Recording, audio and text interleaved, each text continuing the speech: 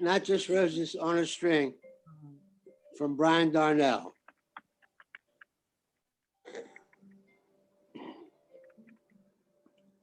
Not just the roses on a string,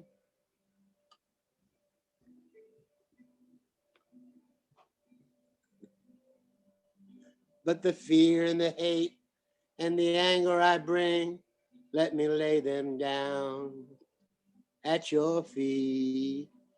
Not just the pretty words I sing, but the pride and the envy and the thoughts unclean, let me lay them down at your feet. Every burden too heavy to bear, let me bring to you and leave them there. Everything within my heart, everything that keeps us apart. Yes, Baba, everything that keeps us apart. Not just the roses on a string, but the waves of the world to which I cling, let me lay them down at your feet. Not just smiles and words of praise, but the sins and the sorrows and my willful ways, let me lay them down at your feet. Every burden that I carry around, let me bring to you and lay them down. Whatever sins I hold on to, that keeps me, Baba, from you, that keeps me from you. Not just the roses on a string, but my soul and my body and my everything, let me lay them down at your feet. Let me lay them down. Let me lay them down. Yes, Baba, let me lay them down at your feet. Jai Baba, thank you. Hey, Baba. Yeah.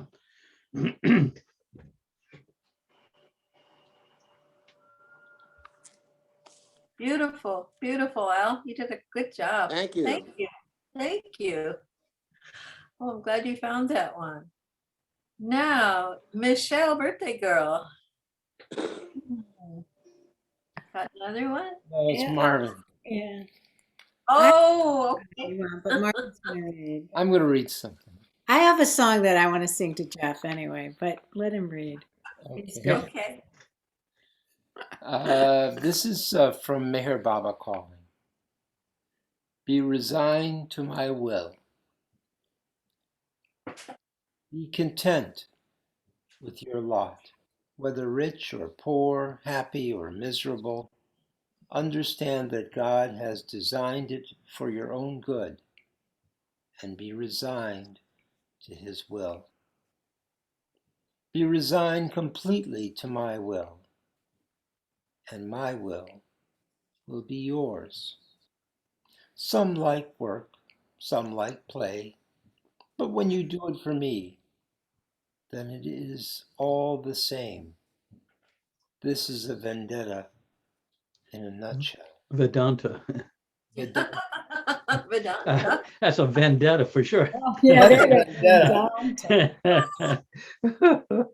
I want you to remain. Poor Martin. That's what happens when you spend the whole day driving around for a birthday.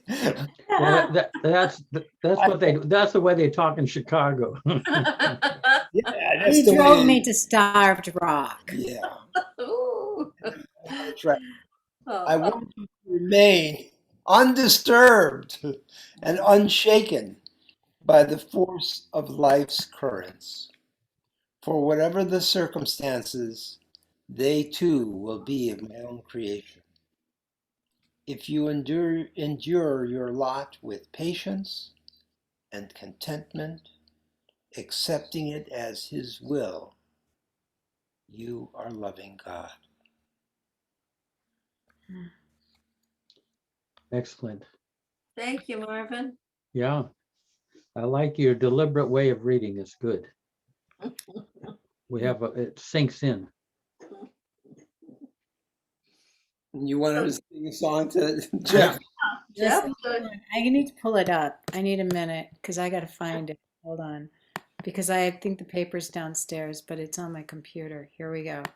I wrote the song this not too long ago, last week. I don't think you were there when I played it.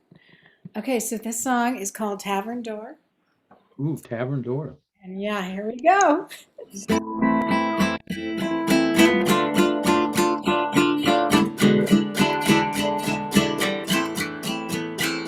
The tavern door flies open. Step inside. The drinks there are a-flowing. No one will be denied. A tiny sip sends you into stupor so deep. You forget the trappings of the world, now wine of love you see. The sake is there waiting to drown you in that drink. The fragrance so potent it overtakes you. You fall right at his feet. The tavern door swings open, how it changes your life. You say goodbye to Maya, welcome the path of strife. This tavern keeps knowing every art's disease. It leads you from the life illusion and wakes you from that dream. The sake is there waiting to drown you in that drink. The fragrance so potent it overtakes you. You fall right at his feet. Life at its best, love alone prevails. Life at its best, love alone prevails.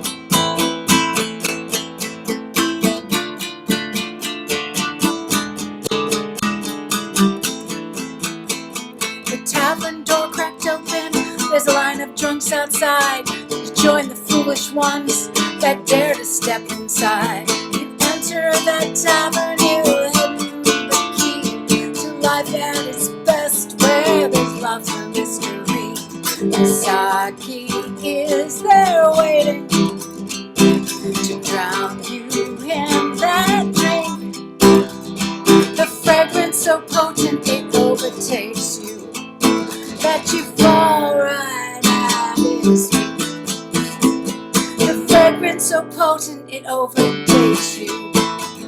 You fall right at his feet. Life at its best, where love alone prevails. Life at its best, where love alone prevails. Life at its best, where love alone prevails.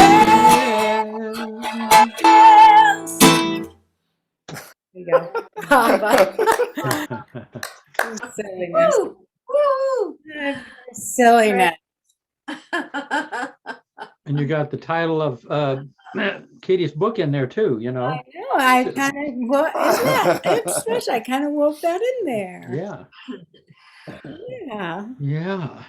Rosalie's hand is up. Rosalie.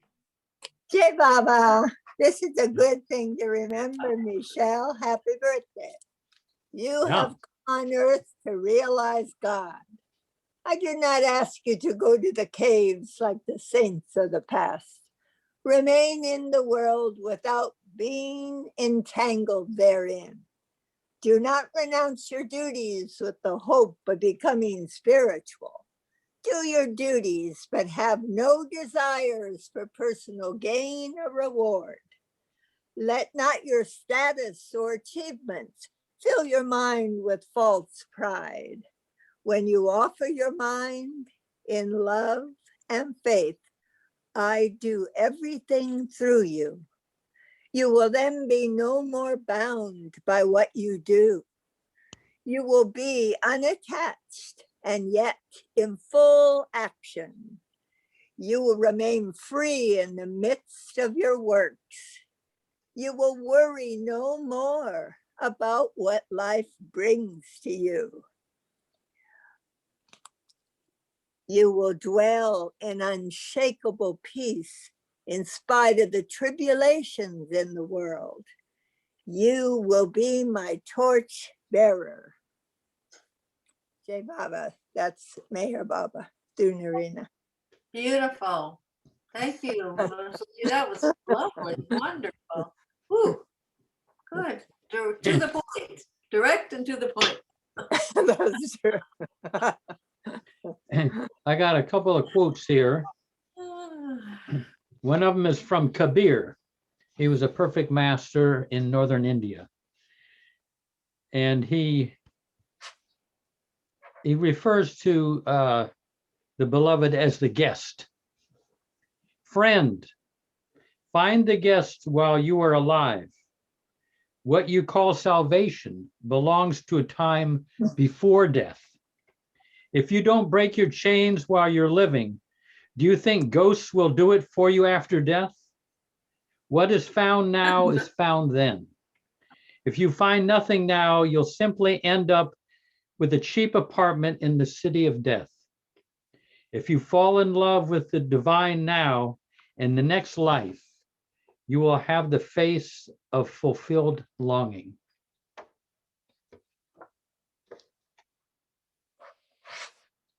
That was Kabir. This is one from Rumi. If you cannot pray to God sincerely, offer your dry, agnostic, hypocritical prayer, for God in his mercy accepts bad coin. And this is Mani, Baba's sister. Oh, if you cannot pray to God sincerely, offer your dry, agnostic, hypocritical prayer, for God in his mercy accepts bad coin. That's one that Eric's like very much. That was really good. Now this is something that wrote me. what's that? How we doing? Oh, sorry. This is Mani Baba's sister. She used to quote this. I prayed to you for strength to carry out your work. You gave me weakness, so I would depend on you. Can you imagine all those years she spent with Baba? I prayed to you for strength to carry out your work. You gave me weakness, so I would depend on you. This is Krishnamurti. He was a saint of India. If you want to be loved, just love. The moment you love, you are no longer inquiring whether or not someone loves you. If you want to be loved, just love. The moment you love, you are no longer inquiring whether or not someone loves you. Okay. Then I think I got some more, but we want to get Michael Childs. He's been, I don't know what he went AWOL for a while, but he's back. But this is a famous exchange here between Saint Catherine of Siena, one of Baba's favorite women saints, and Jesus. In a vision of Jesus, Saint Catherine of Siena said to him, "Who are you and who am I?" Jesus replied, "I am he who is, and you are she who is not."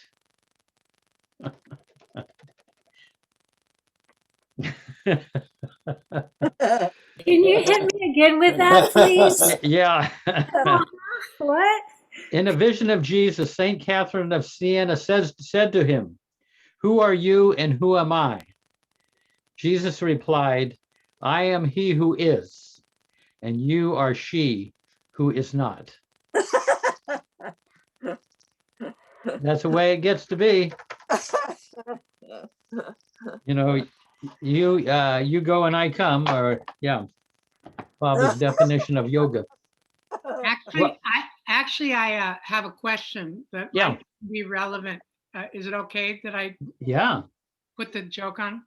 So I got, somebody gave me this great idea to write down the questions I have for Jeff Wolverton. So I went into the the shopping area of Terry's drawers, and I found two journals. So I'm going to fill them up with questions for you. But the first question I have was, were there quotes from Baba where he made reference to his previous incarnations? Yeah, quite a bit. In fact, there's a book by Jim McGrew. I can't remember the name of it. I have it. And he quotes all the things that Baba said about his previous advents. Wow. And it's a fairly thick book. It's not just a few quotes here and there. But we don't talk about that much. I mean, I've sat in on a lot of discussions and I haven't heard anything about that. Is it? That, yeah, what Baba has My said wife about. right next to me said she has. Guess Yeah. I could have asked her. Yeah. No, it's not a foreboding subject. It probably just doesn't come up that much. I remember when he said that the mistakes that previous gods had made, and we Yeah. won't learn what his mistake is for 700 years. Right. Yeah. And he said that much of what in the Bible that was attributed to Jesus is not true. And if you read the Bible with your intuition, you know that Jesus didn't say some of those things. So, yeah, but that book, somebody knows. Mayor Prasad, do you have that book by Jim McGrew? Yes. Oh, hang on. Previous Advents or something? Yeah. Anyway. It is called Avataric Advents. Avataric Advents. Yeah. But he's a fellow who met Baba, one of the few young Westerners who met Baba. I don't know if I don't think his story is in there, but he had a very touching story too of meeting Baba. But let's get a couple of poems from Michael Childs just before his computer breaks down or whatever.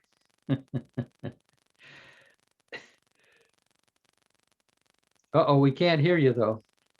We can read lips, but it's better when we actually hear you.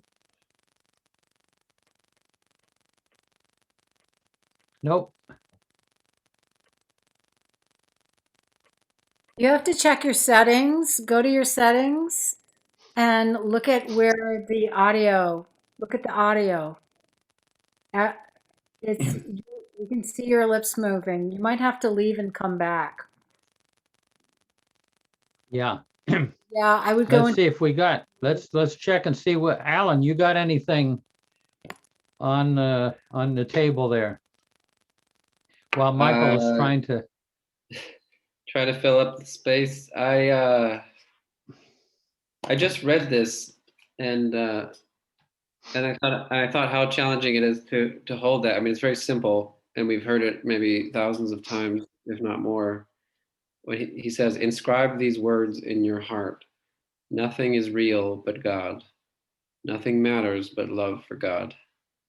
And then I thought about my whole day and I was like, I don't think I spent my whole day or many hours, many days, maybe thinking about that. Yeah. Nothing is real but this job. But it's nothing is real but God. Nothing matters but love for God. Yeah. I don't know. Something about that. Yeah. It informs everything. It informs everything. Yeah, that was one of Jane Haynes's favorite lines from Baba. It's like an anchor. Yeah. Can you hear me now? Yeah, we can hear you. All right, You actually sound much better when you were mute. No.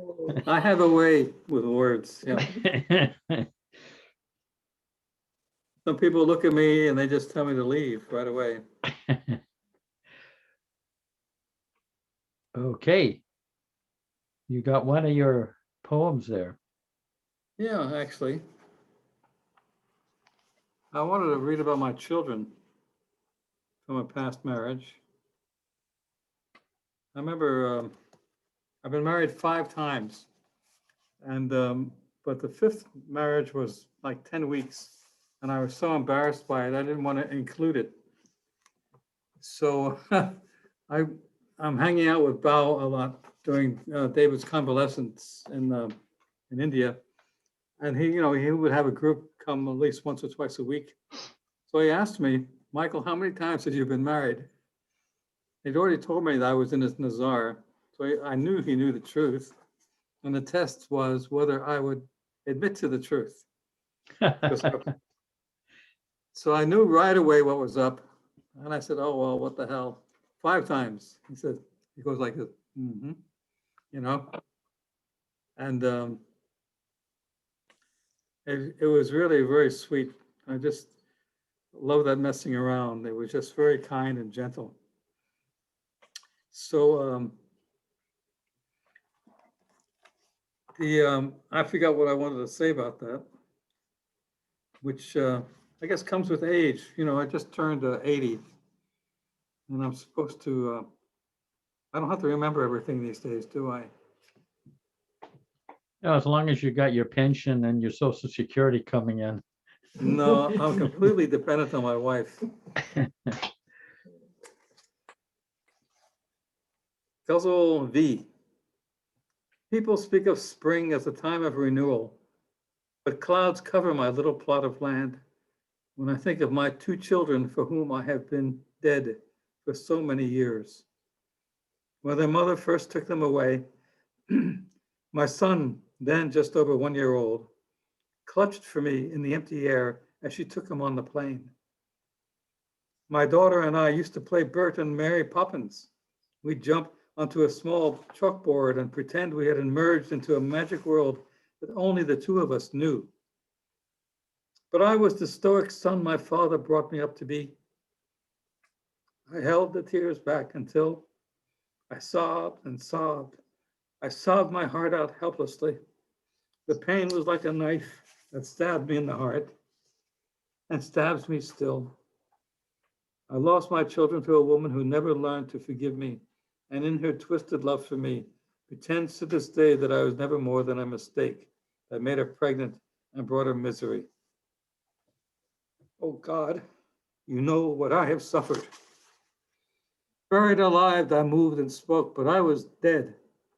My children, how I wept for you for thousands of nights, never daring to think of you, and still you live within my heart like flowers watered by my tears. What good can come to children while their parents are at war? Oh, wife, will you ever forgive me? If not for us, for them. Lord, I know that you forgive us. Do you think that we can learn to forgive each other too? Unless we learn to forgive our enemies, all of humanity is doomed to endless cycles of revenge.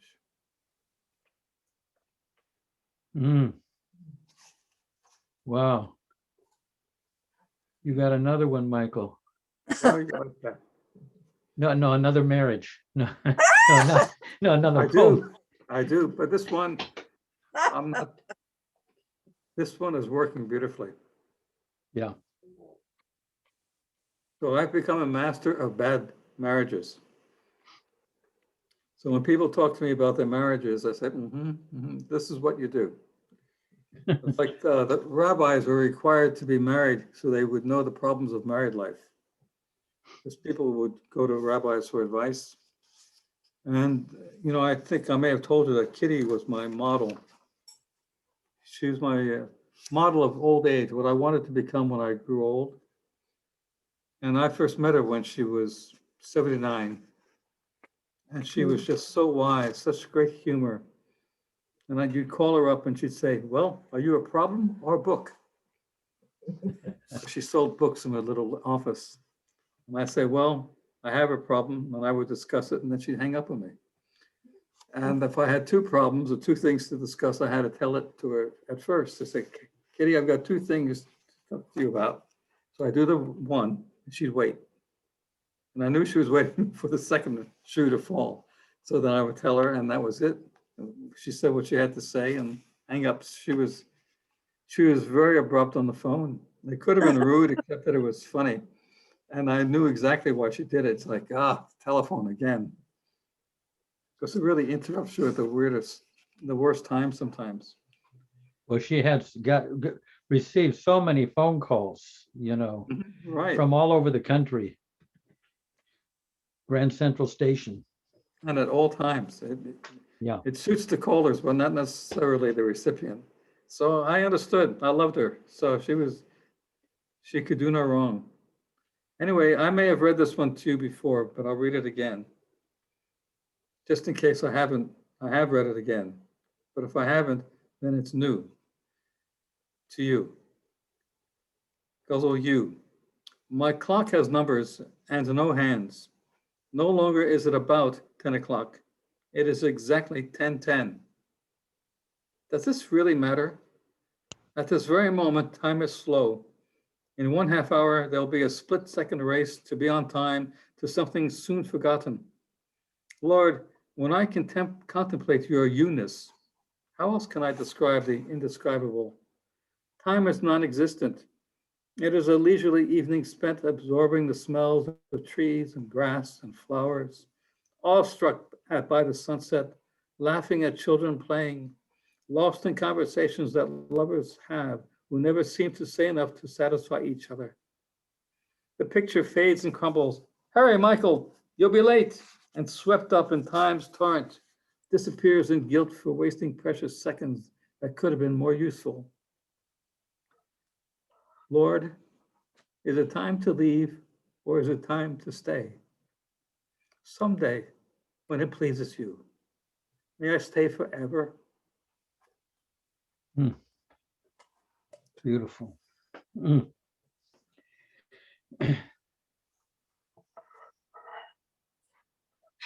One more, Michael.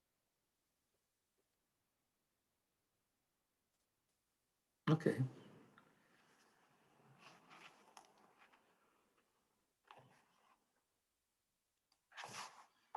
I shouldn't be thinking.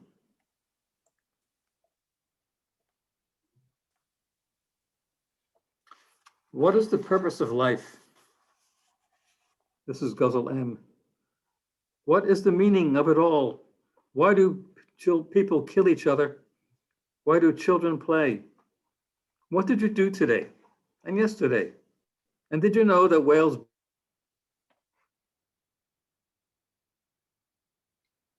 why and where and why and what and why and how? This is the quid pro quo that forms the quiltwork of our lives, the conversations that fill the mind, the questions that kill the heart, the empty, mindless, time-consuming words and deeds that inch us closer to the bleak and frightening end that is the final answer to the question, why? Friend, you are not to be found in these perturbations of the mind. You're found between the cracks of thought when the mind is stilled by paradox. Lover of mine, you hold my chin with your thumb and forefinger, looking deep into my eyes. I see your boundless love. Bedazzled, I forget to even ask you when.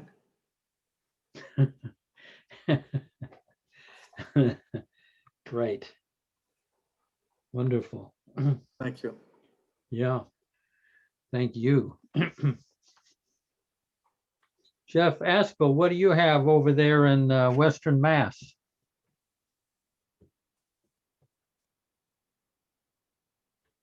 Anything? Well, if you're putting me on a loving spot or on the spot, I will recite a short, small poem. Good. This is not written by a Baba lover, but I think it may send some kind of a thought. As a rule, man is a fool. When it's hot, he wants it cool. When it's cool, he wants it hot. Always wanting what is not. I think Margaret Crass used to recite that. Really? She may have. I've heard it before, and It's kind of like a British. Yeah. You know, speaking of Margaret Krask, I've mentioned this before, but a new person, a young lady came. Well, Margaret used to sit on the porch there outside Kitty's office. She would catch the sun. And Kitty's office was about 20 feet away, and people were going in and out of there. And this young woman comes, bounding up the steps. And Margaret, says in her very pointed way, "Who are you?" And she says, "Oh, I'm so-and-so. I'm new to Baba." I said, "Good. You still have time to escape." Can you imagine? Not out there proselytizing for the Lord.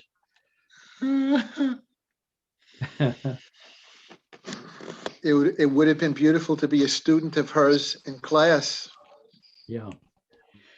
Yeah, she was quite a lady. Jeff, Yeah. I'm just gonna read one very short here. Yeah. Okay. Yep. Hi, Jay Baba. Time is too slow for those who wait, too swift for those who fear, too long for those who grieve, too short for those who rejoice. But for those who love, time is not. Hey, Source dude. unknown. Lanita, you're breaking up, but we're going to come back to you. Well, she may not even be able to hear. I'm breaking up now. Yeah. I broke forever. Yeah, we're going to have you read that again, but yeah, read it again because you kind of broke up a little bit. A lot. I'm okay now. Jeff. Not good. It's not good. Okay now? Not good yet. No good. So when is gonna be good? As soon as you pay your rent. I don't know why.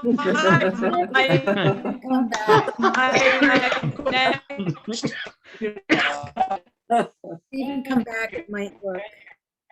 Yeah. Try coming back on. Hey, I happen to think of, does anybody have any?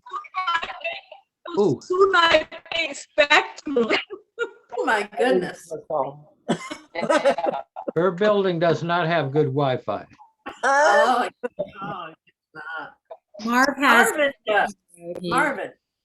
And Okay. I want to ask Meher Prasad or anybody who knows about what happened to Roberta. How did she? Roberta Lewis? Yeah. She passed. She went to Baba today. Oh, really? I didn't know that. That's what I heard. Was she there in India or here in back? Huh? She's in India. So I don't know what happened exactly, but all I know is she went to Baba. Oh, wow. Yeah. So Roberta's Jordan's wife? Yeah. Yeah. Jordan's wife? Yeah. Yeah.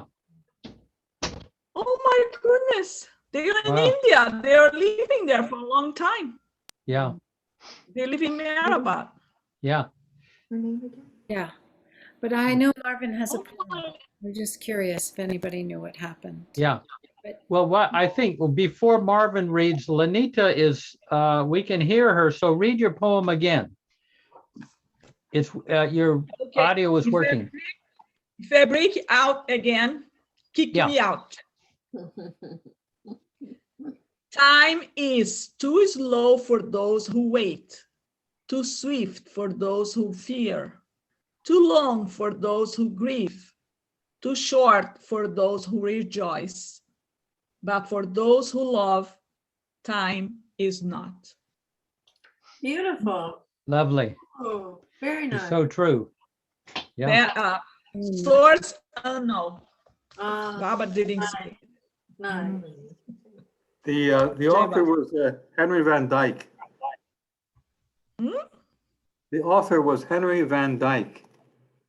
Oh, it says here that is unknown. Well, maybe the person who wrote here didn't know. Michael Yeah. knows. well, I understood it was Henry Van Dyke. Yeah. Oh, So okay. at least unknown minus one. Yeah. Okay. So Marvin has got a poem up there. Yeah, this is something that I wrote. Yeah. Yeah, some of you might have heard it before. I don't know. It is your silence that speaks to our hearts. Your love for all that sustains our weakness and heals the breath of life.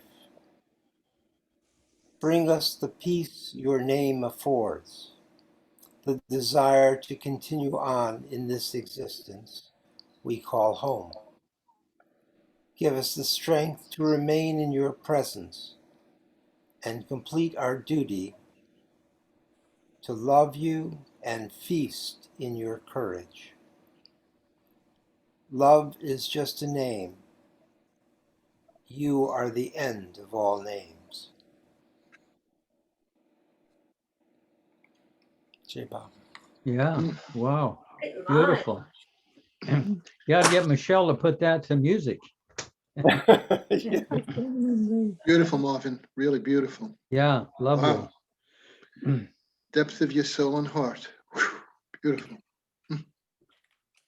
You know, I was thinking today, when back in the 70s, when I was first working at the center, I was raking outside the far cabin in the afternoon, and Baba flashed this to me. I'm just kind of a young kid.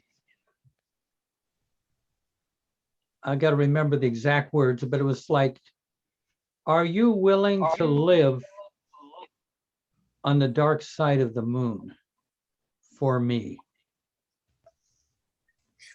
And I just recoiled. Oh, I mean, that's the worst place I would ever want to be.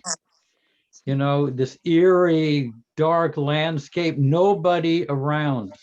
No, you know, no, nothing, no trees, no people, nothing. It was, you know, but it just came as a flash, and I did not say yes. Even though I knew he would be there with me, being there with him and not having all this earth and all the people was just desolate for me. But I do feel he flashed that to me to show where I was. You know, Jeff, you got a lot of work to do so that you can be with me everywhere. But there you know, I got a very graphic, you know, instance. I mean, a graphic scene that, and I, you know, like I say, I recoiled and I did not say yes. You know, like sometimes Baba would say, would you be willing to throw your children in the ocean? And people would say yes. But I was not ready to say yes to that. That was my worst. That would have been my worst nightmare. But years later, I was at the tomb by myself, and this voice came in with great authority. I think it might have been my higher self. And it said, are you willing to lay down the rest of your lives in creation at Baba's feet? And what I'm going to describe to you all happened within about 1 minute. I thought, oh my God.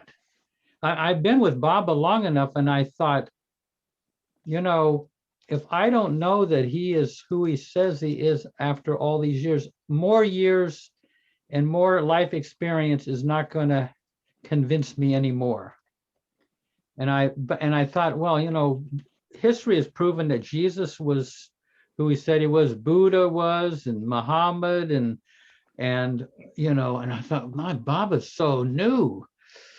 God, I was like, I mean, like I say, all this is happening, and you know, history has proven that they were the avatar. You know, what if he's just a perfect master? And I'm being asked to put the rest of my lives at his feet. I was like a little apprehensive, but then I thought, well, love, I've always been a gambler. And love, what is it? What is love if you don't gamble? I mean, in fact, there's a line from Rumi. I didn't think of it at the time, but gambling away the self is beyond any religion. But anyway, so all this going through my head in about maybe 45 seconds. But then I decide, okay, I am going to take the biggest risk. Probably the most foolhardy thing I've ever done. I'm going to go into the tomb and put my head down on that marble. And I kind of stepped over the threshold, and I was feeling very apprehensive. But as soon as my forehead touched the marble, bam! A huge explosion. Wow, I knew I had done the right thing. I mean, I knew I did the right thing, but I had not, you know, that was a scary thing. But sometimes I think Baba does these types of crazy things. So from the dark night of on the dark side of the moon to all the way to that. So I am bound now because I knew that I had to mean, this was I couldn't renege on this. This was what can you say, commitment of the rest of my lives. So anyway, I happen to think of that today. Jeff, could I share a little poem that came to my mind when you're talking? Yeah. Well, it goes like row, this. Row your boat down the street. It's probably about that simple. Yes. It goes like this. Fire is hot. Ice is cold. Just love me and be bold. And when I heard that, I had the same kind of experience, what you're talking about, this huge, there was no space to question whether I was gonna, maybe I could be a little bit bold. And then, you know, it was like, jump, you be bold. Yeah. No matter what you do, you're in this with me. And I had a dream the other night where I was in a conference room, and you know, there was a bunch of people there, and it seemed like there was some sort of it was like almost like a news conference or something. And there was a long table in front, and there was a man who looked like he was kind of playing the role of maybe like a spiritual person, or I don't know what, but next thing I knew, what came out of his mouth was, "I am the avatar." And there was all these questions, and all these people were talking and asking him questions. And as all this hubbub was going on, Meher Baba walks into the room, and he comes and he sits down at the other end of the table, and he's just looking at me, and I'm looking at him. And everything, the whole room there's no more, I mean, to me, there's still the people there, but I'm looking at him, and there's like a suspension of everything else, like all my worries and all my frustrations up until that point in my life. And I knew that he was the one, and he just sat there with silence. There was nothing. But right next to him, like 3 feet away, there was this guy, and he was like, "Yes, and what do you? Yes, what do you? Yes, yeah." And he was just like totally playing this role. But Baba comes in and he sits down, and that was just a beautiful moment to have. And again, he said some things to me that I can't recall in my waking life. I really tried to remember what he was saying to me, but I still don't remember what he was saying. So, Yeah. Was but it was that very what, precious. when did that happen? It happened probably last week, probably a week after Wow. the dream I had where he embraced me. But that was yeah, it was a very challenging couple weeks for me. So I think he was just saying hi, like, hey man, don't give up. Yeah. Yeah. Beautiful, man. I haven't had a dream of Baba since the 70s. So been a long time. Can I share something? Yeah. You know, we were just last week. I was talking about Dart, the great Darshan. Yeah. There was an incident where we all sat quietly. It was, I guess, it was towards the end. It was going to be the last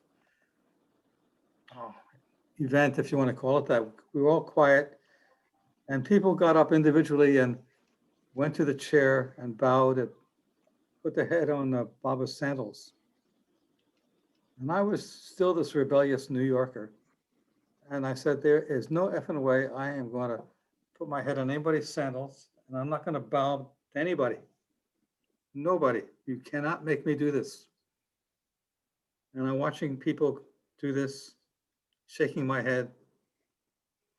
But then I lose myself in what I can't even describe it. Now I can describe it, but then it was room disappearing.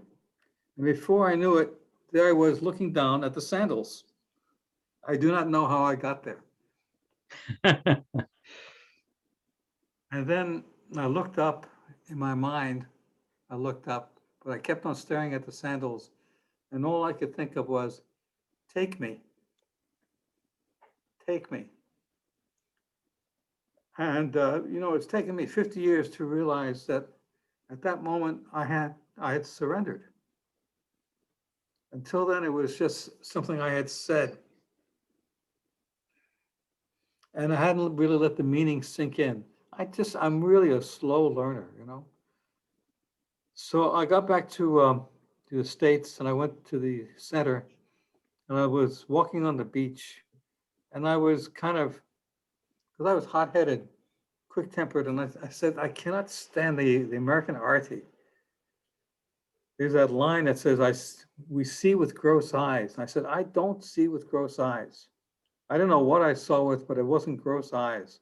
And I was unhappy with all the artis I'd heard. And I had studied composition and how to write music.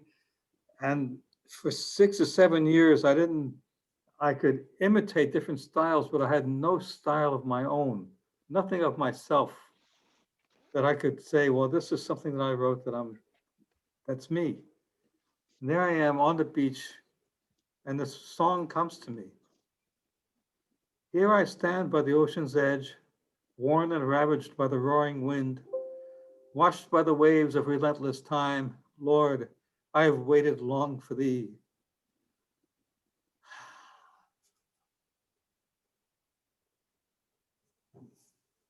I forget some of it, but it was like, no, be not deaf to this lover's, even though you are beyond the compass of any mind, and though my tongue uses finite words, be not deaf to this lover's prayer.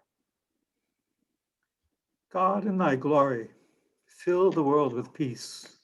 Let men stand as brothers side by side and build a new humanity. And Lord, as I stumble on this rocky path of life, let thy light forever guide my way. May my every word and deed be worthy of thy love. And when my time has come, take me. Oh, take me. And the chords that I used just puzzled people. People like Bob Brown said, how did you come up with those chord progressions? And I said, I don't know. I studied for 4 years, and I just knew how to make these chords expressive. They were like tools, then colors and paints. It wasn't just a chord progression anymore. And now my next goal is to set that for men's chorus, and I want to get a chorus to sing it. And because it's a tremendous song. Take me. take me. Anyway, that's my share. That's my story. And I'm Yeah, sticking. yeah, and it comes all the way from Baba Sandals to arti, and then 40 years later on Zoom. Let's hear it for Zoom. Otherwise, most of us wouldn't have heard this, huh? The way of Zoom. Let's see if, Powerful. Ooh, that's yeah, powerful. That yeah. is really powerful. Amazing. Beautiful. Wow. It's so funny coming out of the woodwork. Part of it was like I wanted to, and not in a sense forget about Baba, but I didn't want to go to any more Baba meetings. I was tired of people reciting the Master's Prayer and the Prayer of Repentance rote, you know, da-da, da-da, da-da, da-da, da-da, and they all sing it together. And it's like, do you realize what you're saying? You're talking about yourselves. You're not talking about God in a picture on a wall, on something outside of yourself. You're describing yourself to awaken that self. And I just knew this, and I got so impatient. And I said, look, God, I don't mind going into the middle of hell. I will find you there. I don't care what you look like, what you say, I will find you there. And so for about 20 years, I didn't go to any Baba meetings and didn't read any Baba books. I had one Baba picture around, never discussed it with my children because I didn't want to turn them into Baba lovers that they could rebel against, you know. Let them discover it on their own. And then there was this flowering where it just, poetry, the desire to share it with people came out. And so recently I felt like I had to read my poetry. And as soon as I saw you, Jeff, in a video about the late night, I said, that's my venue. So here I am. Well, I'm so glad. We all are. I mean, except Diane, she never reads any of your poetry. She's turned out to be a great supporter. In your absence, she's been reading your poetry. I've heard. Well, look, I don't want to sound, I don't want to Selling ring books on. for him. You're selling them, you're telling people how to get the books? Yeah. Well, I don't have to do it. Great. No, Thank you. you have to do it. It takes a village. I think that's great because I am totally devoted, pointedly fixed on the new humanity and this message of love, true love, going from heart to heart. And everybody that adds to it, I would like to help train an army of warrior poets who speak words of love, their own words of love, something like that comes from them. It's not a quote or anything. It just springs out of their mouths spontaneously. It ignites the people around them. And I know that the world will be transformed that way. I know it in my heart. I think the old man said it would happen. And Yeah. I think it's hopeless. I went to, in 2007, I went to Baba's house and I knelt at the bed and I said, I know the new humanity has come and I know it's my job to start this thing, you know? And I said, how can I do this? I'm just myself. And Baba says to me, keep on talking. Some will listen. And my inclination is that if people don't pay attention to me or listen to me, I shut up. And he's telling me to go against my nature and keep on talking.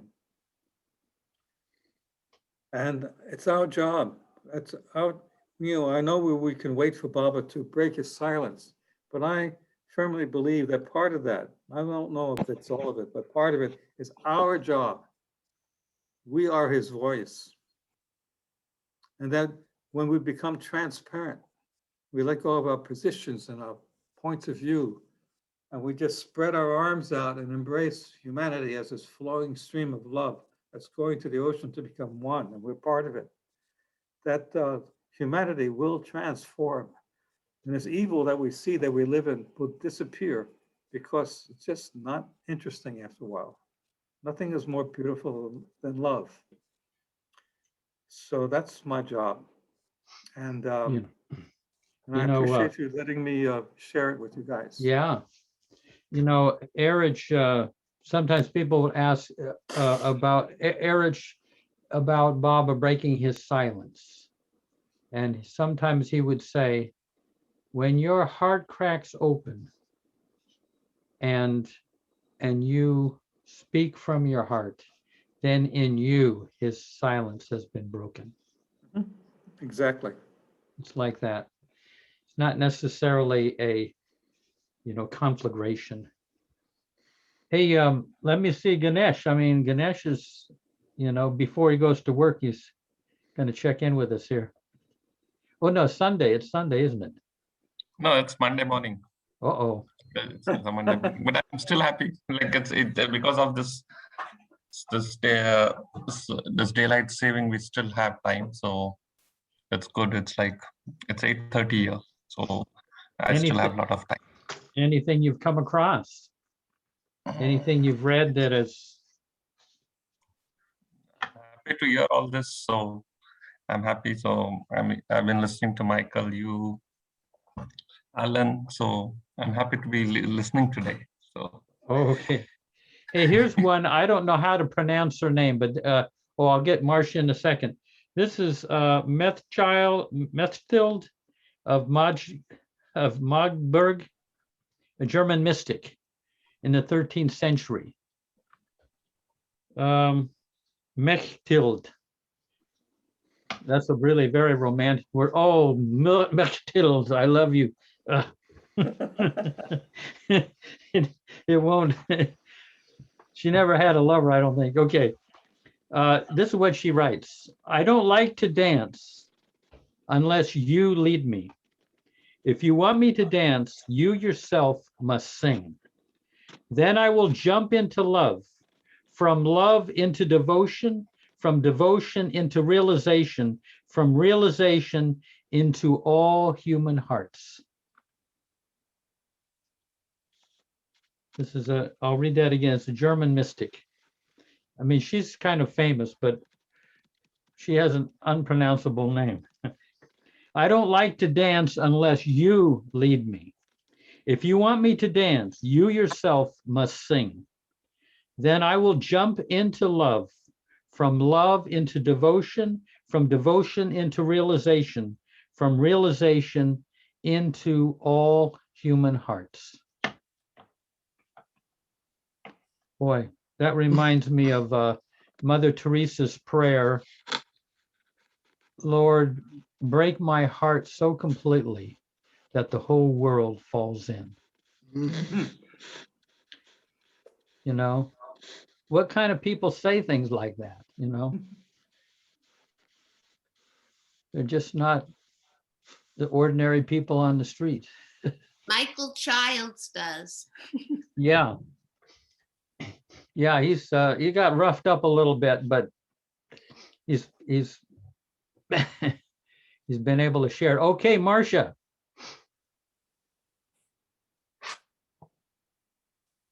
This keeps popping open. It's from Silent Teachings of Mayor Baba, the Discourses and Conversations. So it opens to blending with the Master. He who would realize me must have intense longing for union with me, unfailing humility, insatiable spiritual hunger, unquestionable faith, imperturbable, yeah, unwavering fidelity, impregnable peace of mind. He must dedicate his life to unconditional renunciation, spontaneous obedience, wholehearted surrender, unselfish service, and self-giving love. Is that all? Yeah. Yeah. So just like 2 paragraphs. You want me to repeat it? And you have to give up chocolate. Oh, no. Oh. Yeah, Look back. Do you remember you were talking about like if Baba talked about, if the people talked about him being, Buddha, Krishna, and this opened up just now. I had a marker in it. It says, from Christian standpoint, Christ is the only one and unique among prophets. Do you believe that? So this is Baba's answer. Unique indeed from the standpoint of his state and consciousness. The Muslims claim that Muhammad is the only prophet. The Buddhists claim Buddha, the Parsis Zoroaster, and the Christians Christ. Each say that their perfect ideal of the prophet is the unique one. But why bother about that? What do names matter? What is important is the life that Jesus lived. To understand Christ, to know him, one has to live his life. Mere ceremonies and talks and discussions and criticisms don't help one towards knowing Christ. Christ taught one simple thing, love, and so few of his followers have that love developed. In this standpoint of love, consistent with Christian dogma, love has its selfless service and renunciation of low desires. Pure love includes everything. If one loves, all other low qualities automatically dissolve themselves, and by love, I mean pure love, not sexual love as it is meant today in the world of matter. This kind of love is impossible without the help of masters. Yes, God is within and without. Why not seek him within? If one seeks the grace of God and God is not able to give it, what kind of God do you call him? People talk, but do not seek his grace. It is all one. God is infinite. The soul of souls and the individual souls are the drops of the infinite ocean. All this only depends on outlook. You see this? Pointing to a flower. As a flower, I see it as God. And then he says, very happy to see you and be grateful, whatever.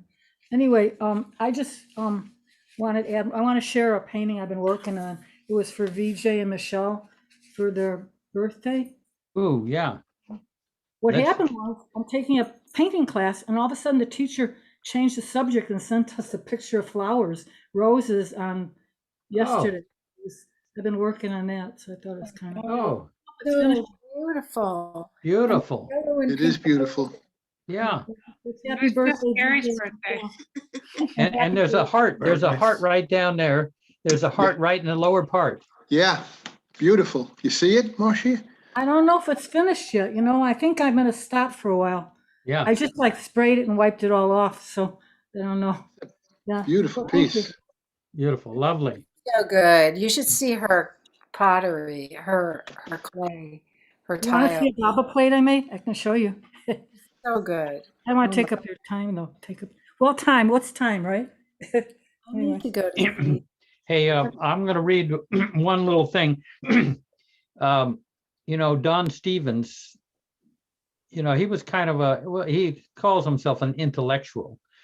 And in reading the discourses, he saw that there were like 7 discourses that Baba gave on meditation. But, he used to go and see Baba there at Mirzad and everything. Baba never gave him any meditation, never even suggested anything. So on one of his visits, he thought, well, I'm going to inquire. So on my next visit to India, while going over some of the final details with Baba for the new edition of Listen Humanity, I put the question to him, trying to keep any element of accusation out of my words and my feelings. Fortunately, Baba took the query at its face value and responded by gesturing. He's asking him, why he doesn't prescribe meditation. So Baba says, that is an interesting question, Don. I will tell you the answer. You should know that the many roads that lead to God, that of love is the highest road of all. During the period of avataric manifestation, the road of love is fully open to all. But that does not mean that it remains open indefinitely. Gradually, it begins to narrow and be less accessible. As this occurs, the seeker must start to use secondary routes. Of all these, the greatest is that of meditation. Because I am the avatar, I must provide what is necessary for the aspirant throughout the entire period until my next incarnation. Therefore, I have given in great detail instructions for the use of meditation. But during the time that the path of love is wide open, as it is now, it is a waste of time and energy to detract from the way of love by practicing meditation. I mean, not that there's anything wrong with meditation, and sometimes it calms people down, but the road of love is wide open for us. Could you expand on that a little bit, Jeff, please? Well, like I say, you love Rachel's your wife. You love her. You don't need to get into any position, any posture or anything to think about her. You can think about her whatever you're doing. Yes. Even eating oatmeal in the morning. It's her oatmeal that she makes, and it's delicious. Oh, but you know what I mean? So Yes, now no method is required because it's easy to remember Baba, but yes. in time, there's this famous Christian saying, the saints found Jesus within them. The early Christians found him beside them. So this is the time when you can find Baba right there beside you in your house. But the saints had to go deep within to find him because it had narrowed down. He was within more than, but now he's also without. He's out, he's around us. Very important for me to hear you say that, Jeff. Thank you. Yeah, but over time, yeah, it thins out and everything. So then you have to go within to find him. Thank you. Yeah. Thank you. Oh, and what about like when meditation and all you do for a psychological reason? I'm just asking. So, means some people just want to calm their minds and. No, that's fine. If I think, some people, meditation kind of calms them down, relaxes them after a day of work or something like that. Not for spiritual reasons. Yeah, if you can work it into spiritual, if you can kind of adapt, but you don't necessarily have to. Bob is very accessible. Can we see Marsha's work? Oh, Wait. Yeah, we'll get it big. You got to get it vertical. Oh, yeah. Oh, look at that. Wow. Can you see it? Yeah. It's great. It's just plain clay. Yeah. Wait, I brought Beautiful, Marsha. Beautiful. This is a bowl. It's a Baba Wow. Oh, great. Nobody sees them. This is the first time I'm showing them to anybody. It's like I got all this stuff. This is all I like to do. We've been doing a lot with humor, and that reminds me of Bubba's humor, that bowl. He's in the middle of this one. Oh, beautiful. Oh, that's beautiful. This is yours, Marsha. Yeah, these are really. This is yours. Beautiful. It's heavy. Put her on. Yeah. You did a whole series of tiles, didn't you? And I know this. Oh, look at that. Isn't this beautiful? She's so good. I can't see it. Oh, well, I'm okay. Make me the speaker somehow, or if I talk, maybe you can see it. Oh, yeah. Wow. Yeah. On speaker view. I have one left. I have the best one somewhere. I saved one. I'll go look for it. I'll trade you. No, just kidding.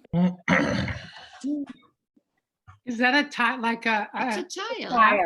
It's just a tile. It's like a 8x8. Yeah. Wow. She did a whole series of them. And they were in the bookstore. Well, that went into the kiln, right? Yeah. Yeah. Yeah. Wow. Yeah, Marsha used to teach high school art, I guess.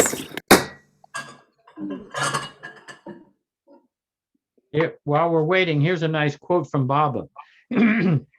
Love only gives and goes on giving till the will of the beloved alone manifests through the lover. Say that again. Love only gives and goes on giving till the will of the beloved alone manifests through the lover. Wow. So, like Jeff, I have a question of Yeah. what you said earlier, like the sentence you spoke a few minutes, a minute back, saying that the early disciples found Jesus besides them and the saints found within them. So what should be our approach today? Do we find Baba within us or besides us? Well, like I say, I mean, Baba said, this is what Baba said, for the next 100 or 200 years, it is if he's in the world, he's still in the world. So we can find him beside us, or we can even find him within us, but there's enough presence of Baba in the outer that it's like he's here physically. Baba said it's as if I'm physically here. But after a time, that atmosphere will diminish, and then we'll have to find him within, only within. To see in So, but it wasn't just the disciples, the early Christians, not the early Christian disciples, but the early Christians found Jesus beside them. And we're in that era where Baba can be beside us. yes. Yeah. So, like if you say 100 years, already we are done with 51 years. So 49 years are remaining. If he comes back in 700 years. But Baba said if he comes back in 1400 years, we get 200 years. So 149 years. I thought Baba said that he would manifest for 200 years after his death. 200 years. And that there would be circles of 12 disciples, probably 14, during these 200 years. Mhm. The trick is that, who are they? How do you recognize them? See, it's not like a royal dynasty where somebody works with a mandali and he says, okay, you are now part of the new circle. That hasn't happened. And the interesting thing is, I found the Mandali didn't like to be revered. They liked you just to be natural with them, as you found with Balkal Churi. So you wouldn't even necessarily have to know who they are. You know what I mean? Because then you would make something out of them rather than just being your natural self with them. Not only that, Baba said in the Song of the New Life, we're all in the same boat. Yeah. Whether we're a saint or just a schlep that digs ditches, we're all in the same boat. Yeah. That means that we're all pretty much equal. And then maybe the only thing that divides us is our areas of responsibility. And that aspect of Baba wanting to not just see his creation, visit his creation. He wants to be one of the guys that we put our arms around and say, hey, good seeing you again after all these years. Rather than, bowing to him, saying, I've got all these problems, will you help me, save me? Oh, my children are dying, blah, blah, and all these things that we want God to do for us. Except welcome him, like Cheers, the bar where everybody's welcome. Yeah. That's the tavern, right? I would like to be able to say, that's the avatar. Hey, come on over.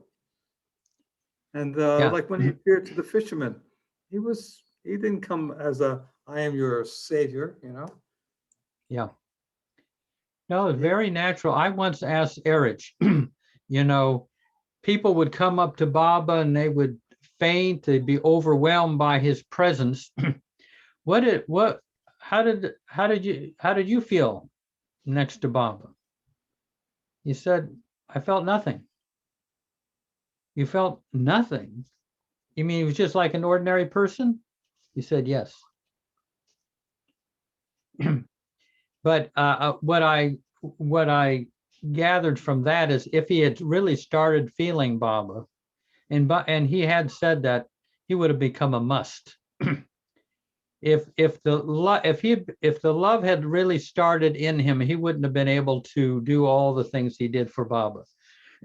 So he tried not to feel in the way most people like to feel, so that he could, serve Baba day and night. a different approach. But I was very surprised. He said, "Did you feel the vibe? Did I feel the vibes?" He said to me. Yeah, yeah. He said no. Baba was just like a ordinary person as he experienced him, but at the deepest level, he knew he was God. You know, but that's at a much deeper level. That's at the deeper level. But you know, that Baba didn't like to be worshipped. You know, I mean, the line that most frequently quoted from Erich was Baba's words: "To be natural is most godly." Not to be spiritual is most godly, to be natural is most godly. That was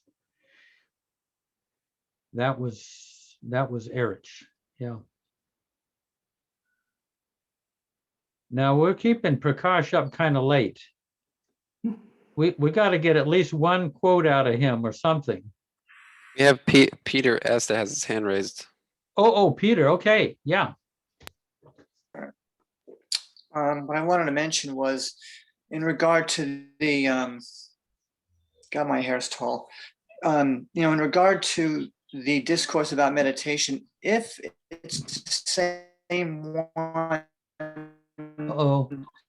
that I saw coming to the Lord Mayhem, I was doing transcendental meditation. And, okay, let me get the volume up. I was, at the time I was doing transcendental meditation, and I was afraid that the discourse was saying I shouldn't be doing it anymore. And it's not that I consider myself a great Baba lover, but I thought maybe it would be a way to step up.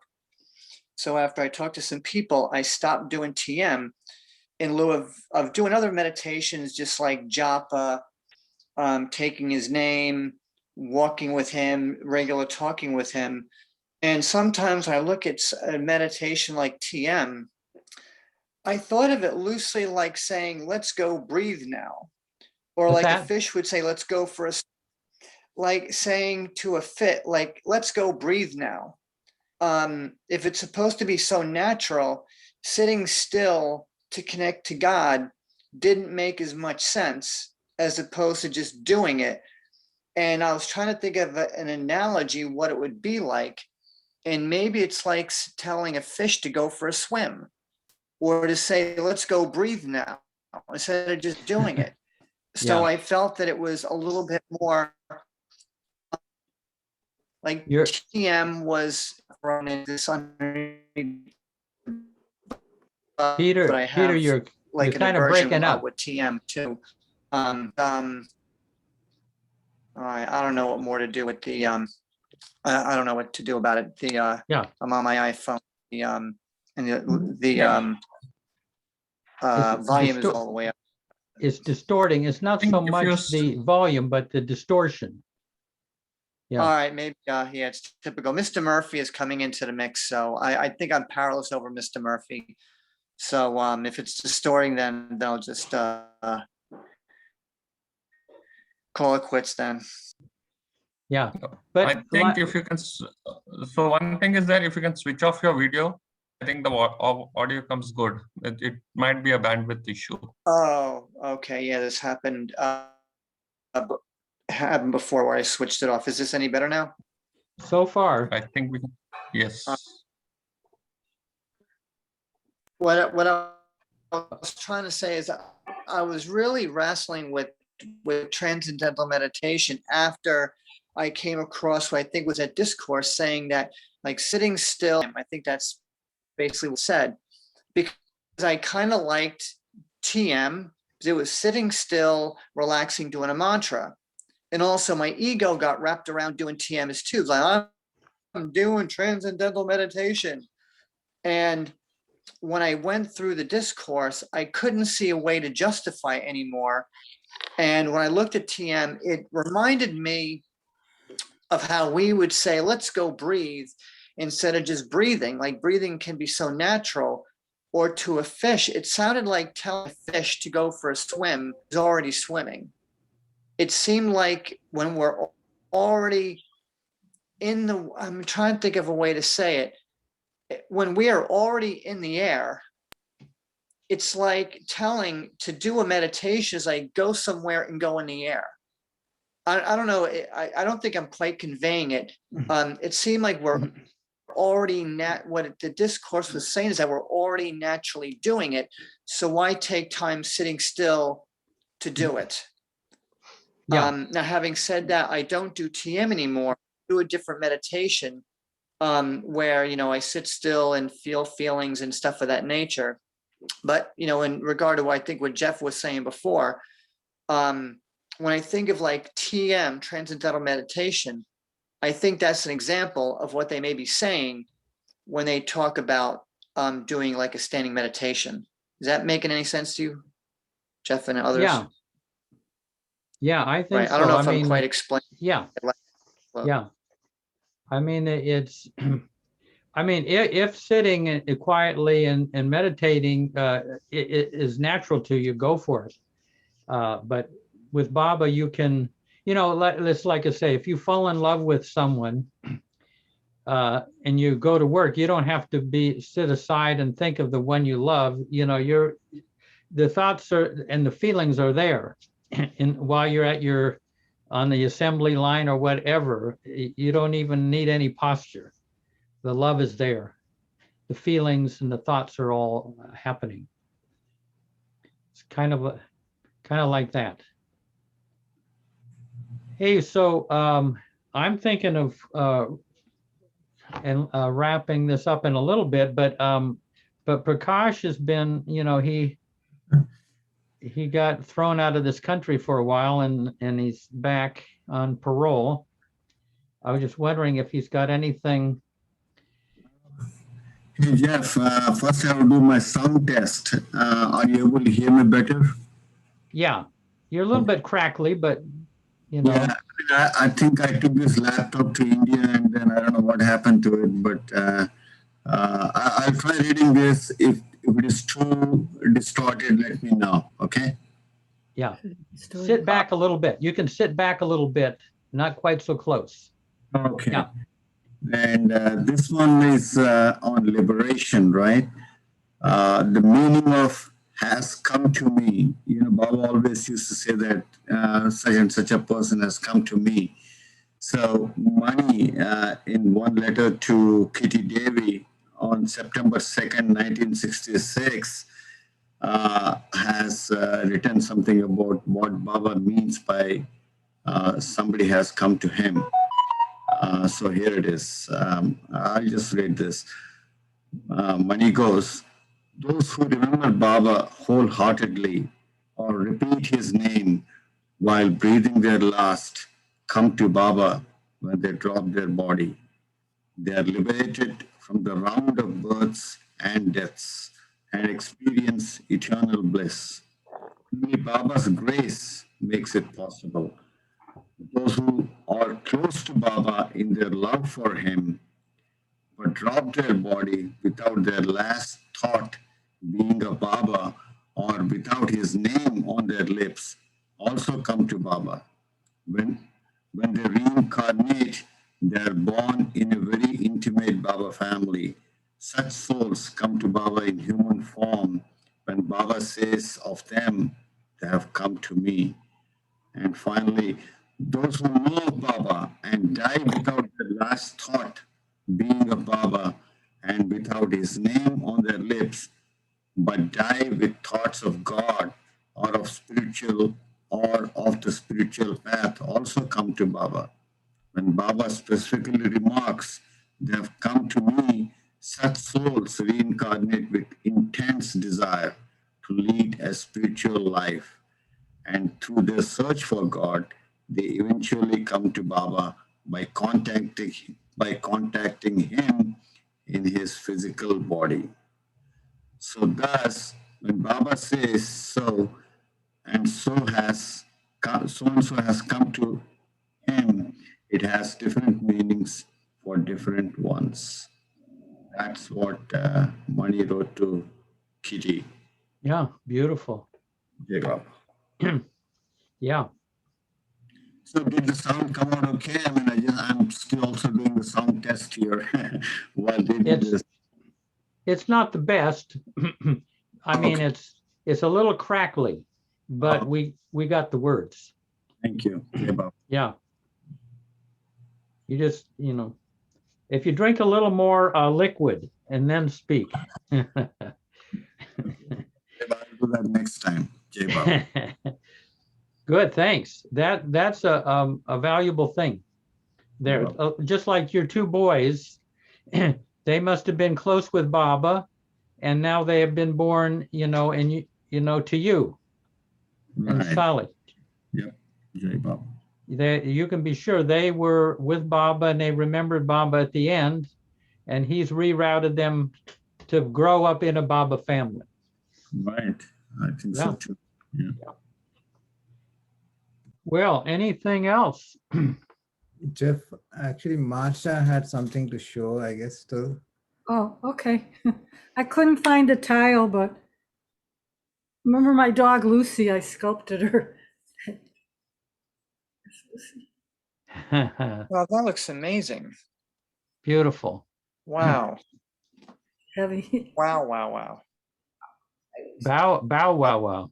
Bow, wow, wow. Bow, wow, Also, I've got like a couple paintings that I want to show you because I think they're pretty. I did them when I came back from Myrtle Beach. So this is kind of like, I've got a series and it's kind of like what I think kind of about creation. I think that's Baba, but this looks kind of like whatever penis. Don't record that. That's what I did this. Nice. Well, I won't show you too many.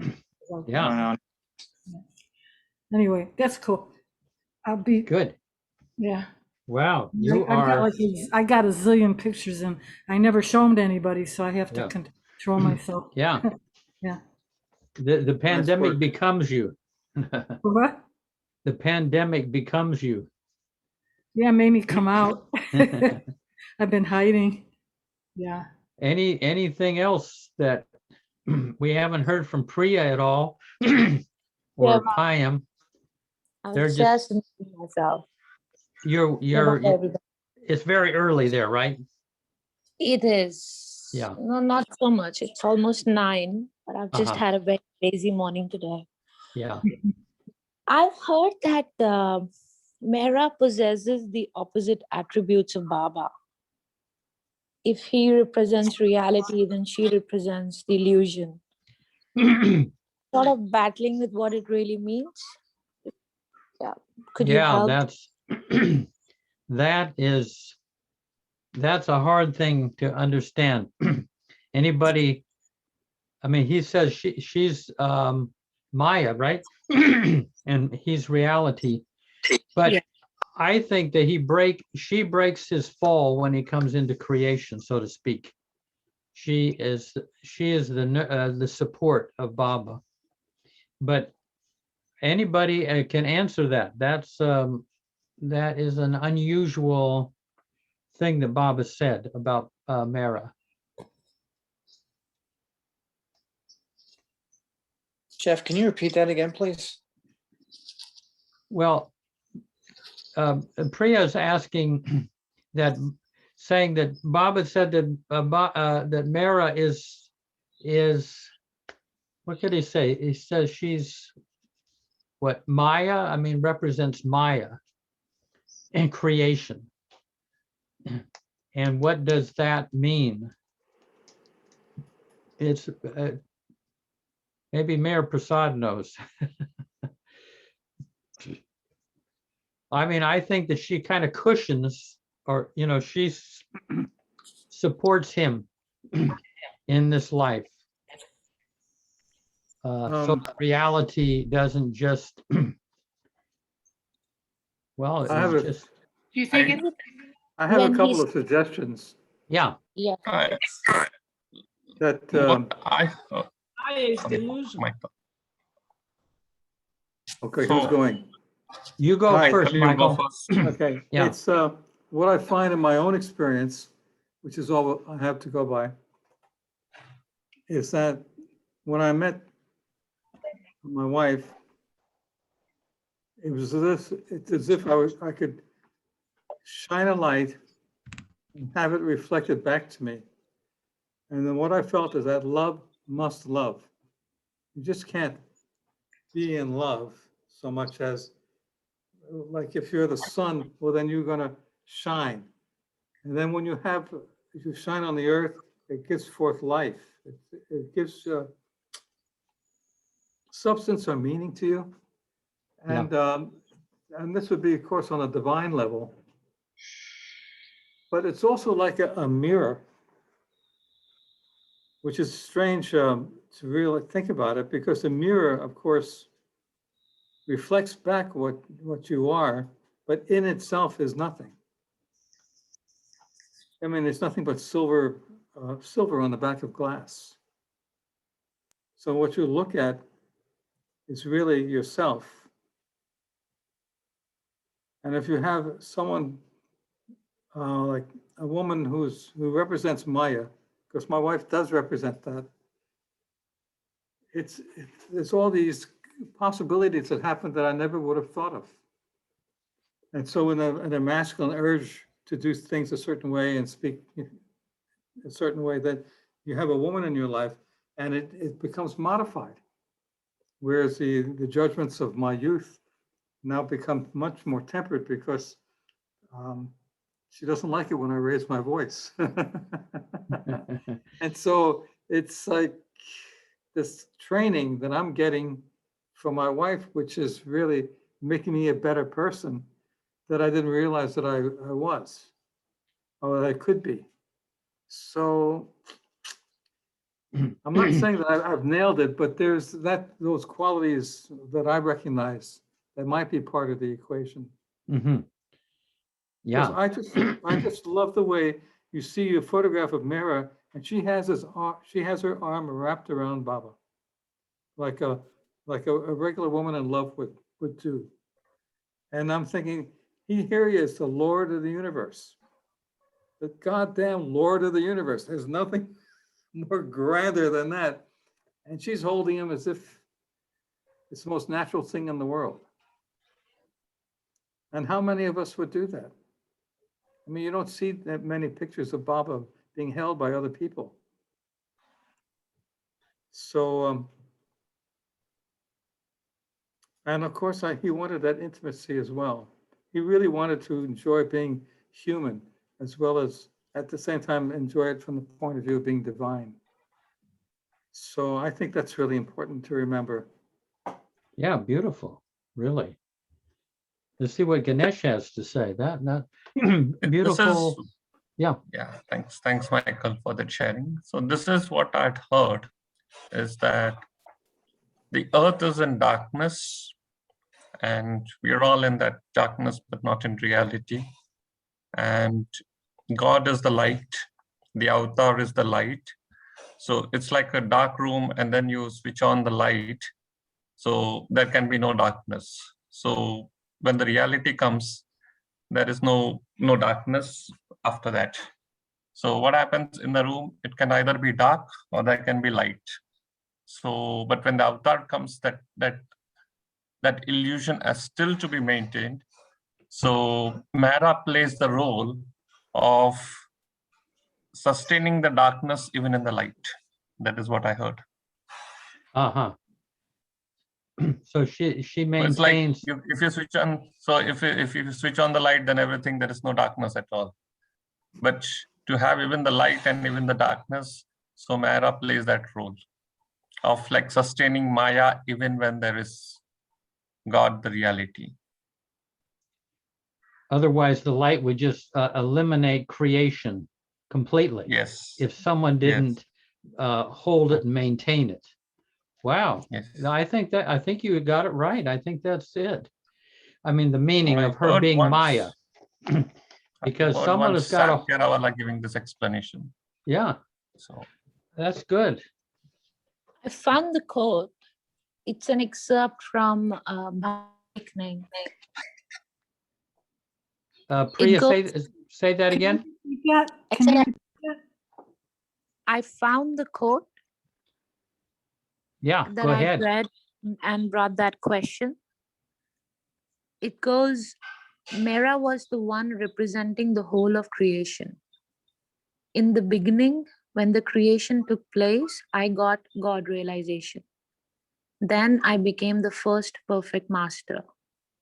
I worshipped Maya, illusion, because Maya was and is the medium for realization of God. Therefore, when I come down on earth, age after age, I bring someone to represent the whole of creation. Creation has all the opposite attributes of God. Mera was the one who was representing all the opposite attributes of God. Beautiful. Yeah. Well, you got the perfect quote there. But I like what Ganesh says there. I think it's very good that she holds the creation so that Baba's light doesn't just demolish creation. She's able to hold it so that his light can reflect on creation. I mean, Mary used to say that, you know, she was like the moon. Baba's the sun and she's like the moon. She gets his light from him. Wow. Light and darkness can't stay at the same time in the same room. Either there is light or either there is darkness.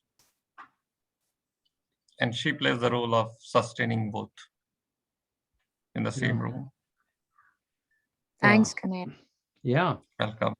Yeah, this was once given by Sam Kerawala. That's what I heard from him, this explanation. Yeah. Hey, well, have we got anything, one last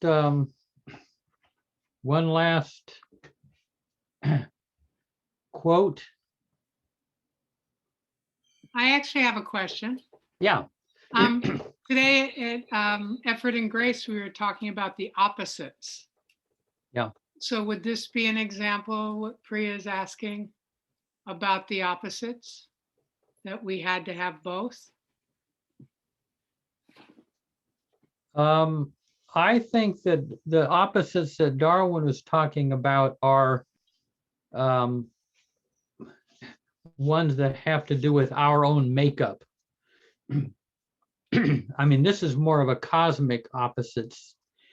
But I would say that the opposites that Darwin was talking about are kind of like receptivity and expression. You might say Baba is the expression and Mera is the receptivity. So those are, if you want to take it on a cosmic level, those opposites will produce great energy in that process. But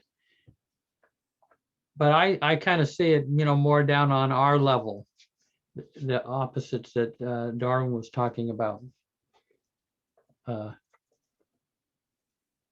But I'm sure that it all ties in somehow. And Michael Childs knows, but he won't tell us until next week. What have I done now? You know, you're going to give us the answer, but next week. About what? About the cosmic opposites. Cosmic opposites? Well, Yeah. what I was thinking in relation to what I said before, I really like what Priya said, is that the quality of the reflection, even from the moon light from the sun, is the purity of the surface which reflects it. And Mara was pure of heart. Beautiful, So yeah. the reflection she got back from Baba was, I could just see him saying, it's perfect. And that she becomes an example how to love God. Certainly was an inspiration for my relationship. And I'll be damned if yes, dear doesn't work. If what? Yes, dear doesn't work. It really is great. And part of what's going on is that people are asking me about maybe doing some workshops that I worked on. I worked on helping people transform and going through the entire gamut of human experience from through the realm of the mind to the realm of the soul, and leaving them at the I am state, where they experience the world of Krishnamurti and Gibran, and they can only express it through poetry, because that world cannot be expressed in a linear, descriptive way. So one of the things that was really important was the ability and the willingness to be compliant, to cooperate. You know, the aspects of the new humanity that Baba talked about, cooperation. Well, that means getting rid of self-defensiveness, trying to make yourself look good, lie, because you're worried about what somebody's going to think of you. Thinking about your answers and going through life as if you're reading a script. All those things are the anathema of love. You have to think what it was like to be a little child, and you woke up in the morning and you had a thought and you just said it. I remember my little boy got up one morning, pulled he was maybe 5 years old, pulled the curtain, the shade aside, and said, "It's morning time." And I never forgot it. That was 60 years ago, 70 years ago. It's morning time. And to him, it was the most exciting thing in the world. And he said it with such enthusiasm that you really wanted to pull the shade and say, well, yes, it is. So, and love is just, it's spontaneous, and it's so hard to let go of what we think is right and what the other person is thinking. And if we wear this, what are they going to say? And we're so busy attacking each other, making each other uncomfortable that and self-conscious that here Mary just puts her arm around the avatar and says, you know, I love you, Booby. And that's just Yeah. that is just that is just remarkable to me. Yeah. So, Perfect reflection. mhm. Yeah. So that's our job, is to clean that mirror off, because we are all walking around like dirty mirrors. And it's our job to clean the mirror off as much as possible. And yes, I don't think we even get the idea of cleaning it off without the avatar.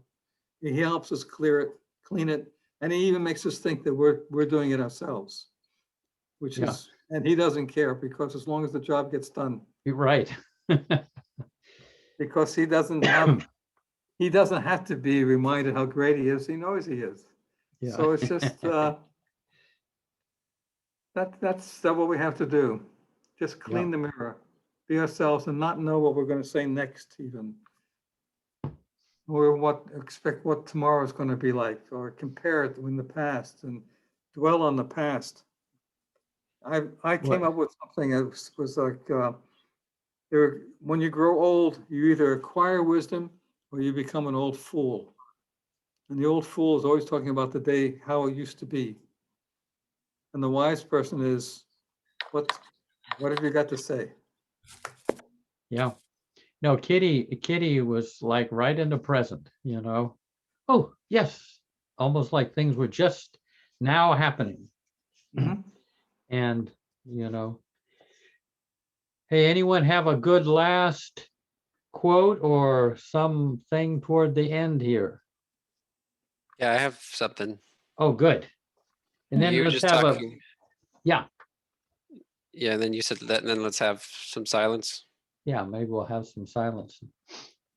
So you were just talking about the now, and then I was also recently, I was just thinking about that, what I had brought up. I had brought up in one of these meetings about, like, how many times do you think we've come across the avatar? You know, how many out of the millions of lifetimes of all the times we've, you know, how many times has our soul come into contact with him? Maybe as a stone or a leaf or whatever the heck it was. But then I read this in The Everything and the Nothing, and then I'll read this next part that kind of, for me, it's kind of connected.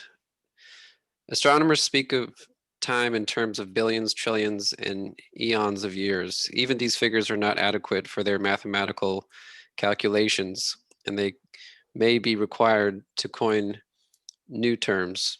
If I were to try and explain in astronomical terms the beginning and end of time, it would never depict the beginning and end of time in eternity. There is always an ago, and there is always an after to every point in time. The yesterdays of the past and the tomorrows of the future hinge on a point in time which is the now of the present moment in eternity. In a flight of imagination, imagining the beginning and the end of the now of the present moment in eternity, one can at the most either add or subtract a measure of time, but this would be nothing more than adding or erasing of zeros. No amount of swing, even of eons of cycles in the sweep of time, can give an iota of concept of any beginning or end of the now in eternity. And then this is another part of introductions. As a rule, an introduction is required between people who do not know one another. Such introduction is not felt to be necessary when there is a give and take of love between persons, for hearts need no introduction. And an affinity can be felt between strangers, a feeling of having known one another before. This feeling is because of their connections in previous lives. No one requires an introduction to me, for no one is a stranger to me. However, I am a stranger to most, and those coming and remaining in my presence do not do so without introduction. As a matter of fact, they have come with many introductions, for many times in previous lives they have been introduced to me and have gone away and forgotten me and met me again. All these introductions are their introduction to me this time. So yeah, it just kind of answered my question, like, how many times have I come across you, Baba? Yeah, Anyway, beautiful. Jai Baba. Yeah. I have a beautiful quote if there is time to read, or I can read it next time. Yeah, no, go ahead. Let me mention this one is- thing is, here's a thing to think about. The beginning of creation happened right now in this moment. And the end of creation is happening in this moment. It all happens in this moment. It seems like, oh no, that was eons time ago. No, it's happening right now, simultaneously. Anyway. Yeah. Here is that. This is from Thomas Merton. It is a beautiful one, so I thought of reading. My Lord God, I have no idea where I am going. I do not see the road ahead of me. I cannot know for certain where it will end, nor do I really know myself. And the fact that I think that I am following your will does not mean that I am actually doing so. But I believe that the desire to please you does in fact please you. And I hope I have the desire in all that I am doing. I hope that I will never do anything apart from that desire. And I know that if I do this, you will lead me by the right road, though I may know nothing about it. Therefore, will I trust you always, though I may seem to be lost in the shadow of death. I will not fear, for you are ever with me, and you will never leave me to face my perils alone. Beautiful. Yeah. So true. Yeah. Yeah, let's have a few moments of silence.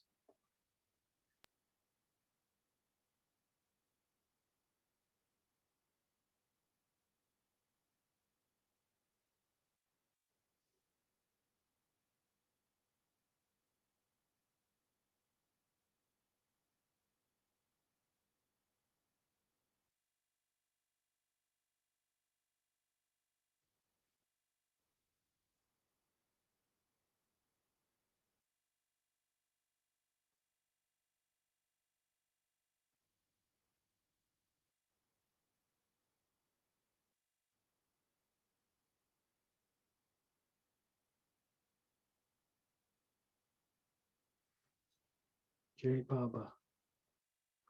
Wow. Jai Baba. Yeah. Well, let's just see. Nasreen, you still there? Yes, indeed. Oh, good. Good. And Yes. then Dinesh and Jai Baba. Shams. I'm here. Yeah. Yeah. Good. And Jai, Seattle guy. Oh, there's Dinesh. Jai Baba. Yeah. Jai Baba. Good to see you. To you too And also. we saw Dinku briefly. And Sham, Yeah. we didn't see. I've been having difficulties with my connection. Keeps dropping. Uh-huh. Yeah. Oh, there's Sham. He's I'm listening today. yeah, good. Listening. Thank you. Yeah, good to see you, Sham. Yeah, okay, well, and Jai, we didn't see Jai, but he might be there on his chaise lounge.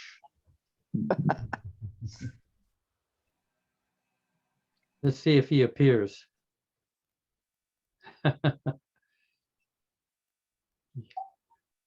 I'm gonna wish me luck. I'm gonna try to ask this one fellow to share his meetings with Baba. He's kind of a shy fellow, but he met Baba in 52, 56, 58, and 62, Oh my gosh. and was there in 69. His name is Larry Karish.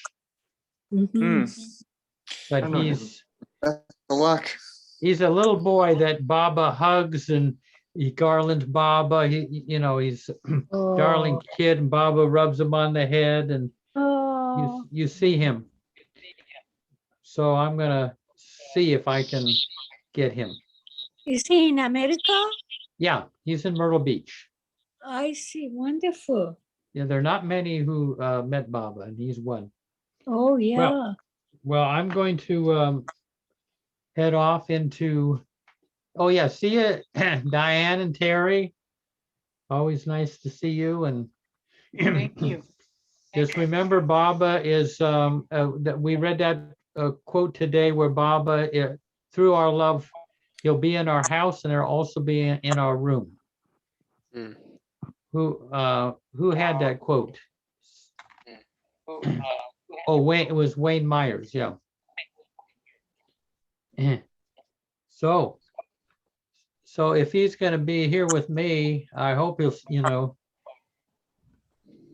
get around as well. What day will Larry be here? I don't know. I haven't asked him yet, but I'm hoping that I can, that he might be up for it. Even if he just told, like, for a half hour, his time with Baba in 1952. And then maybe at a later time, he could mention about his seeing Baba in 56. But he normally likes to read his experience rather than just speak it. So, but still, he's the boy you see there. Hey, is Larry Anyway. from New York? Yeah. Okay. Yeah, he was, and very basically, Dr. Harry Kenmore was his godfather, you might say. He grew up with him. Yeah, I think I met him when I first toured Baba's house in Myrtle Beach. I met him in the kitchen. Interesting guy. Yeah. Anyway, see all you folks. Maybe I'll see you on Tuesday if the world is still here. And, yes.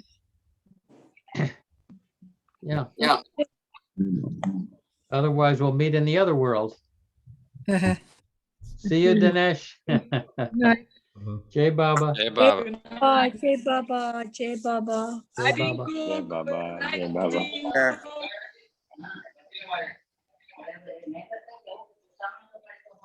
Avatar mein Baba ki jai. Jai.